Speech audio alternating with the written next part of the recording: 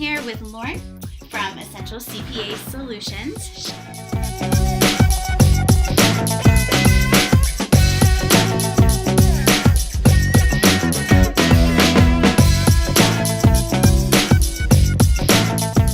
So she has some math trivia questions to ask me. Basically, my kids get to 4th grade and I say, I'm out. You're on your own, kid. Okay. Vanessa, what culture was the first to use negative numbers over 2,000 years ago? Totally. I'm going to go with, is it Arabia? Is that a culture? I don't know about that, but the answer is Chinese. Chinese. Okay. All right. Okay. What mathematical symbol did math whiz Ferdinand von Lindemann determine to be a transcendental number in 1882? Pythagorean. Pythagoras. Pi. Oh, pi. Right? Pi Day's coming up, everybody. Your favorite CPA likes pi. Pi. What is the top number of a fraction called? Pythagorean. No. Numerator. I think I did know that. Okay, if you count consecutively, beginning with 1, what is the first number to have an A in it? An A, the letter A. Going with 800.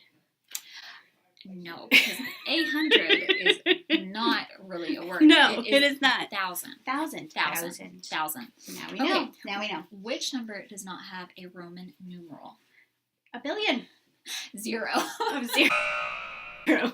Much smaller than a Very billion. close, Much yeah. smaller than a billion. Okay, what is a prime number? Pythagorean. No, a number with only 2 factors. I did know that. Yeah. I could do that. Okay.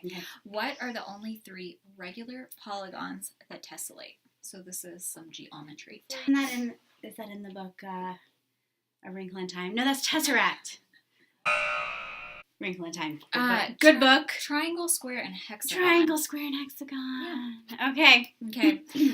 What is any number to the power of 0? Oh, this is 1. This is 1. I did. Okay, I listened to 7th grade. Last question. How many ways are there to make change for $1 using pennies, nickels, dimes, quarters, and half dollars? 27. 293. Much which is larger less than 27. The many rules in the tax code. How many rules are there in the tax code? Thousands. You don't want to know. No, I don't want to know. Was that my last one? That was your last one. Okay, are you ready for your English questions? I'm ready. Choose the correct word. Who or whom should I bring with me to the party? Whom. It is whom. Really? It is. Yeah, I really don't understand when you use one or the other. I could teach you if you want, but no, that's okay. It's probably more important who we bring to the party. It is. Okay, what New Mexican author is considered one of the founders of contemporary Chicano literature, and he wrote the often banned book, Bless Me, Ultima. I've never even heard of the book, so I have no idea. It is Rodolfo Anaya. Don't watch the movie. What is the best-selling novel of all time? Harry Potter. No. Really? No, it is Okay. Don Quixote. What happened to the original manuscript of John Steinbeck's Of Mice and Men? Original manuscript. Okay. A, he burned it. B, his mistress stole it. This could be its own novel. It could. C, he left it on a bus. Or D, his dog ate it. I feel like I've heard this before, and I'm going to guess he left it on a bus. But no, his dog ate it. Here we go. Fill in the blank with the correct word. Okay. It was a difficult conundrum for Tom and I, or Tom and me. Me. Yes. This one is good. Okay. All right. According to Douglas Adams, The Hitchhiker's Guide to the Galaxy. Did you read that? No. You should. What is the answer to the ultimate question of life, the universe, and everything? God. I put this on there because it's kind of mathy. The answer to the ultimate question of life, the universe, and everything is actually 42. 42. 42, yeah. Okay. What is a noun following a linking verb that renames the subject of the sentence? A pronoun? No, it is a predicate nominative. Oh. Yeah, Okay. because, you need that Yeah. term all Predicated the time. nominative. It will make you Okay. much money if you know that word. Will it? Okay, who said this line? You can do this. Okay. Go back to like junior year, Okay. high school. But soft, what light through yonder window breaks. I don't think I've ever heard that line in my life. I am going to guess something Shakespearean. It Macbeth. is. Macbeth. Romeo. Oh. Romeo, but good job. Okay. Okay. Yeah. I played Juliet in high school. Oh, did you? I did. Okay. Yeah. Okay. So many a useless line right Yeah. there. Okay, a literary genre that began in the late 1800s, Okay. in which writers wrote about, they wrote stories in which the environment, family, social conditions, and science govern human behavior. And pretty much everyone dies. All happy endings, happy. The literary genre is naturalism. Naturalism. Okay. Yes. Yeah. Could have So if guessed a someone lot of is like, times. would you like to read this naturalistic novel and No, you thank don't you. want to be depressed forever, you Thank should probably say no. Okay. Yeah. What 19th century children's author was also a mathematician? I put this in one for you. Children's.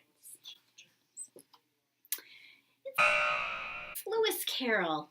Alice in Wonderland. Okay. He was also a mathematician. Yeah. Okay. You shouldn't Google this. Okay. But he was not a great guy. Okay. No. Well, we all learned a lot today, didn't We we? do.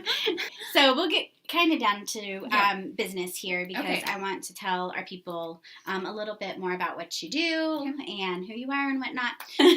So Lauren is the owner of Essential CPA Solutions, and I personally love working with Lauren because it's like sometimes in my mind I think of an accountant and I think of like kind of a stuffy guy in a Yeah. suit And tie. not a nice, Yeah. good-looking tie, Yeah. like wide, And like weird. striped. Yeah. So, and Lauren's just very comfortable and easy to be around, and she's a mom and she owns her own Yeah. business, and Yep. she's here local. She's Yep. like someone you can look at in the face. Yep. And talk to. and talk to and talk on the phone. Yep. So, Lauren, one question I wanted to ask you that I think Mm-hmm. our viewers would want to know is who needs a CPA? Who should have Yeah. a CPA? So almost everyone should have a CPA, especially if you are self-employed, have your own business, even if it's like a side thing. Side hustle. Yeah, side hustle, you should. The New Mexico gross receipts tax rules are kind of convoluted, and a lot of people mess up on that. Even just individuals, even if you aren't self-employed, it's nice to have a CPA because at tax time you don't have to waste a Saturday morning preparing a tax return. You can take your kids to the aquarium or instead of spending 4 hours That is trying to not enter forms. fun. Right. That is not fun. So there's a lot of benefit to CPAs, and there's this kind of misconception that only like rich people or big businesses need CPAs, and That's just not true. yeah, not at all. Or that only rich people can afford them. Exactly. Yeah.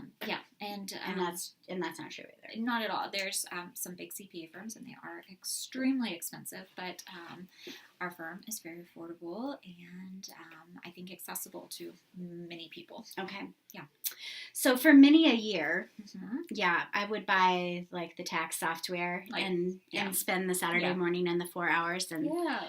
be sad the entire Like weekend stressed out, and right? and pretty sure I was doing something wrong. But what might be the difference between coming to you and using like that tax software? Yeah, so I try to make it as easy as possible for people. I do like to meet people face to face at least once to make sure we're a good fit. That initial consultation's free. So instead of buying the software and then entering all the data yourself and answering those 50 or 70 questions it seems like they ask, a lot of questions. and then still not being 100% sure, you can. You're like press send and it's you're like, like, yeah, fingers crossed, did I do that right? You can come to your No professional. habits. We make it easy.